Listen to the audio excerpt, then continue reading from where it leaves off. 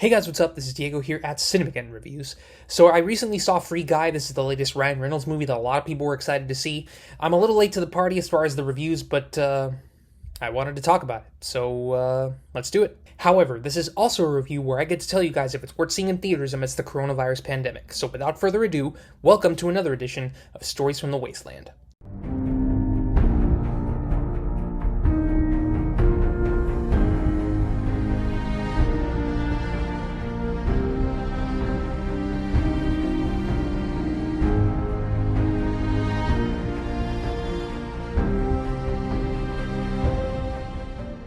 Now, this is going to be a spoiler-free review. I know that it's been out for a little while now, but just in case there's anybody out there who hasn't seen it, I'm not going to talk about any major plot points. I'm only going to talk about what's in the trailers. So Free Guy was directed by Shawn Levy, the guy who directed a lot of stuff that I really like. Things like Big Fat Liar, Stranger Things, Real Steel, Cheaper by the Dozen, and the Night at the Museum trilogy, among many others. This guy's actually one of my favorite directors. In this movie, Ryan Reynolds plays Guy, an NPC, also called a non-player character, in a popular online video game, and one day he becomes self-aware when he runs into a player with the username Molotov Girl, played by Jodie Comer.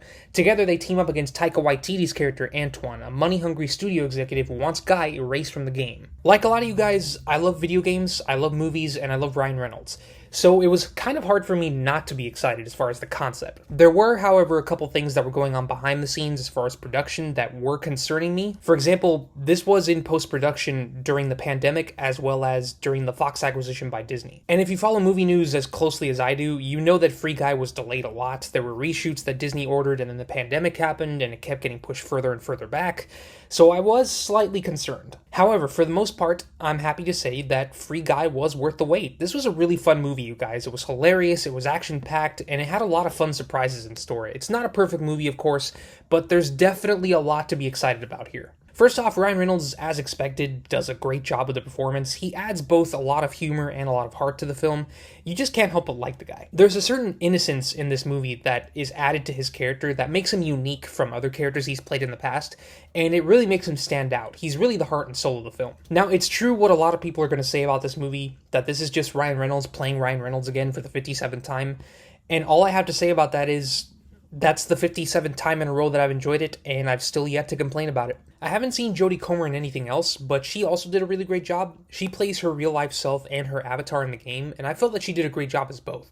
There are certain aspects of those two characters that are different from each other, but it still feels like two sides of the same coin, and it was really well done. That's in part to both the performances as well as the writing and the directing. This movie actually does a really great job at tributing things that we love about video games, but also poking fun at things that we don't like about them. For example, how people create avatars in their video games that they like that have all this outlandish and over-the-top clothing. And through Taika Waititi, who by the way is so funny here, as funny as he was in Jojo Rabbit, this movie also pokes fun at things like microtransactions and bugs and mods and updates and developers being cheap and greedy.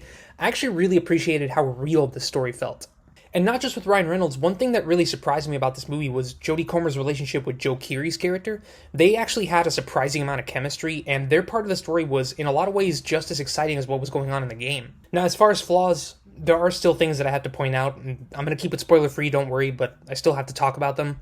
I mentioned that there were reshoots done to this movie because of the Fox acquisition, and you can definitely tell where some of those reshoots are. Some of them take you out of the movie because they don't necessarily make a whole lot of sense, but others actually kind of enhance the experience, so it's not as big of a flaw as you might think. It's just something that you're going to notice. The biggest flaw for me was actually this moment, which is in the trailer, so it's not like a huge spoiler or anything. This scene actually solves a pretty big problem in the movie, and I'm not going to spoil what exactly is going on here, but it is something that you're going to notice if you watch the trailers.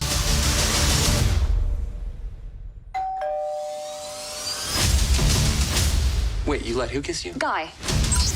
There's not a button for that. Oh, he found the button. Despite all that, Free Guy is still definitely worth the watch. It was fun, it was action-packed, it was hilarious, it had a lot of really cool surprises in there, and most of all, it was a real look at the video game industry and the video game community, which I appreciated. But most of all, I feel like we need more movies like this nowadays, movies that are fun but have a little bit more going on under the surface. Probably the biggest surprise, and something I really didn't expect from this movie, was that it had a really nice message about being independent and not conforming to what is expected of you, and I think that's what I appreciated the most about Free Guy. And with that said, my rating for Free Guy is 9 out of 10.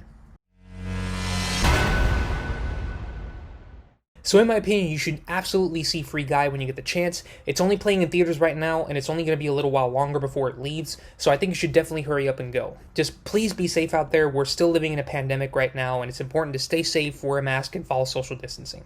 So if you've seen Free Guy, I'm curious to know what your thoughts are. Do you like it or do you hate it? And what's your favorite online video game? I know that that Free Guy takes quite a few cues from Grand Theft Auto 5, which is pretty fun online, except for the flying missile motorcycles. As always, be sure to like this video and subscribe, follow us on Facebook and Twitter, and please support our Patreon, we really appreciate that. Thank you guys so much for watching. This is Diego for Cinemageddon Reviews, and I'll see you on the Wasteland.